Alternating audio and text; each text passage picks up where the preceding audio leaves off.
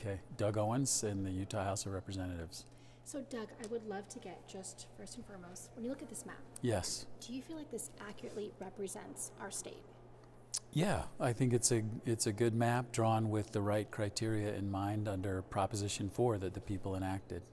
And do you feel like where Utahns live, that this is more fairly spreading their votes? Yeah, and I think it's important to recognize when we say fairly representing their votes that we're trying to understand that means that the boundaries respect the law in Proposition 4, and the judge was enforcing those criteria, and I think it's a good map, yeah. I know that Judge Gibson released her ruling on the congressional maps late last night, early this morning. What has been the Democratic caucus's reaction? Well, I think relief, because we were worried that the map the legislature had enacted had used the wrong criteria for under Proposition 4 for what was going to be a legal map. So we were glad the judge decided to, as we understand it, apply Proposition 4, apply the law. When we look ahead to 2026, how could this map potentially influence or impact that upcoming election? Well, I think the boundaries are such that it makes one competitive Democratic district, and that's what you get when you draw the boundaries fairly. In Utah, it's important to understand when political scientists do these maps for us that they apply these neutral criteria, and when you do 10,000 or even 100,000 maps, some of these experts drew, they overwhelmingly show a district where a Democrat is competitive. Even when you do it neutrally, not with regard to party, which is how you're supposed to draw them, you come up with a map that shows a competitive Democratic district. So we're glad. We think the map that the expert that was hired by the majority in the legislature was not drawing them properly under the criteria that the neutral criteria in Proposition 4.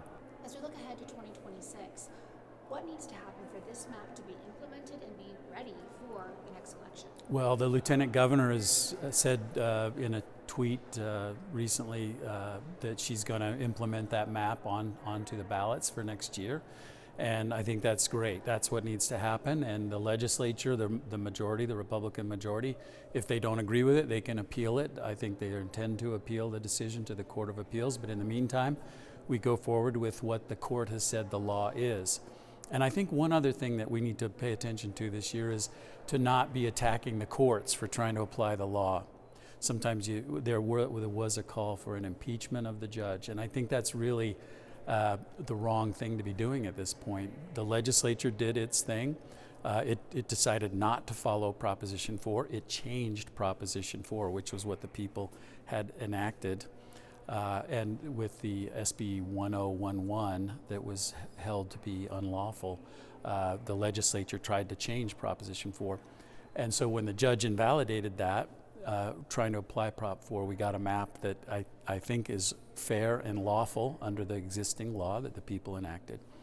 And I think it's wrong for people to be attacking the judge for and asking for her impeachment. If we don't agree, we can appeal, but we don't need to attack a co-equal branch of government. All of our congressional seats are up for re-election in 2026. Could we see new candidates throw their hat in the ring with the new map? Yeah, I think we have. There were a couple candidates who threw their hats in the ring the last couple weeks, and yeah, there'll be. I don't doubt there'll be the regular 2-year political dust-up. And you mentioned that there's already been a move to impeach the judge in this case. What does that say about sort of the movement of conflating different branches of government and the importance of keeping those separate? Well, we got to all remember what we learned in our civics classes in school, that there's 3 co-equal branches of government. The legislature is in many respects the most powerful because it holds the purse strings, spends the money, makes the law. The courts interpret the law. And so when the people enacted Proposition 4, they said they wanted the maps drawn without regard to political parties. And the court found that the legislature's map had in fact been drawn with regard to political parties, and that failed in some other ways that are maybe a little more subtle than that, but effectively were not drawn without regard to partisan considerations.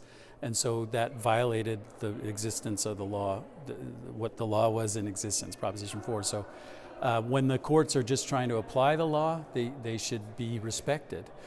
This is not the people should know it's not a judge trying to take control of the legislative process.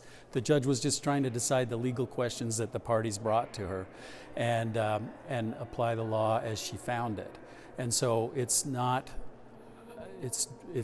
good for our constitutional structure for legislators to be asking for the judge to be impeached just for trying to follow the law as she found it. With the movement to change Prop 4, yeah. The legislature's decision with Map C that didn't follow the rules of Prop 4, given Prop 4 was voted on by Utahns, was that an effort to subvert the people? I think so, and that was a mistake I think the legislature made last month when they enacted SB 1011. That put some criteria. It limited the way Prop 4 worked, and it allowed more negative impact on a partisan basis to be passed as a fair map. And that's not what the people had said in Prop 4. When the people passed Prop 4, they said, don't respect party when you draw the boundaries. Just be neutral as to party and draw these maps fairly. And so when the Supreme Court had said earlier this year, the legislature needs to follow the terms of Prop 4. That's the law of the land. The people have the right to put guardrails on how the legislature enacts a map. And so what the judge did is not take control of the whole process. That's not fair to say that's what she did. What she did is say, I gotta follow Prop 4. That's what the law of the land is now. The people enacted it. And we're not taking the right away from the legislature. Prop 4 put guardrails on how the legislature would draw maps. And so she's just saying they didn't follow the guardrails in Prop 4. They tried to change Prop 4 again in SB, the bill 1011. That wasn't good. She didn't follow that. And she said, I'm going to pick a map that I think follows Prop 4 because that's what the people asked for. Not ideal. The court's just trying to apply the law fairly for this year and not have the process drag on for years, for next year's election, I should say. The timing of this, we know that, like we've talked about, there's an election coming up. Does that really have to push us to move forward more quickly on this? Yeah. How does appeals delay or impact being able to be ready for 2026? You're asking the tough questions, and we don't know yet how that appeal process is going to play out. But the lieutenant governor, who's in charge of our elections in the state, said she needed to know by yesterday what the map was going to be so she could get it all rolled out properly in the ballot process next year. So I imagine there'll be a point in time where we got to stop and say, hey, we got to just get a map on the ballot. We can't not have the election. So, and I think that may have been the deadline yesterday, but that remains to be seen, Liv, how that'll play out exactly. And then with these congressional maps, I know they primarily will influence our federal delegation, but what could be the impact on state leadership? Well, I think the way the law is, there could be additional lawsuits about how the legislative boundaries and school district boundaries are drawn. There could be other litigation down the road, but for next year, it won't impact state elections. And then in an era where there's been a lot of distrust in elections, changing our districts ahead of 2026, a little bit over a year out, a little under a year out, I'm sorry, could that influence voter confidence or confidence in our elections, and how do you combat that? So I think it's important in our public debate that we not mischaracterize what happened, okay? It is not a judge taking control of our elections. It is a judge who was asked, is this a fair map that the legislature produced? She heard evidence. She wrote an almost 100-page decision in short order, and she found there were problems with it. It was not following Proposition 4, and she picked another map that follows Prop 4. So I think we should be comfortable. People should feel confident that the three branches of government are working together. It causes some stress, but it's working out okay. The judge is saying what the law is, and she picked a map that complied with the law. That's the judge's job. And I hope we don't have a lot of public officials saying, hey, the judge is crazy, she's not following constitutional process. She's absolutely following constitutional process. And this is the right way for it to work out. And I hope people will keep the temperature down and try to explain fairly what happened and not to mischaracterize it and say this is the court's taken over the process. It is not that.